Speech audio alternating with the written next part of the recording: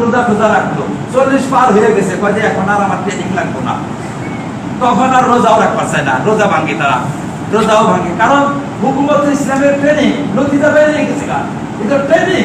আর training এখন আমার সময় নাই তো, আমার যারা বয়স, এই বয়সে আমি ট্রেনিং দিব করে দিই বাবা। আমার বেটারে পাঠাই দিচ্ছি ট্রেনিং দেওয়ার দিকে, আমার বেটা নামাজ পড়তেছে, ট্রেনিং দিতেছে, আমার বেটা ট্রেনিং বিশ্ব মিটিং এ যাচ্ছে। ওই জন্য ওরা ওদেরকে দেখবে, ওদের যুবকরা বেশি নামাজ পড়ে, ওদের যুবকরা বেশি রোজা রাখে, যুবকরা বেশি দিনের কাজ করে, বুড়ারা করে না। ওরা ট্রেনিং এর সময় পার হয়ে গেছে না।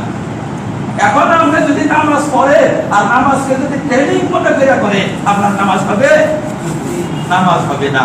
এই যে নতিজা যেটা হবে, এই নতিজাটা ধরে ফেলাই দিলেন আমাদের বুজুর্গরা। হুসাইন আহমদ মদনী রহমাতুল্লাহ আলাইহি সর্বপ্রথম আক্রমণ করছিলেন, অথচ হুসাইন আহমদ মদনী রহমাতুল্লাহ আলাইহির সাথী আবুল আলা মদনীর সাথী ছিল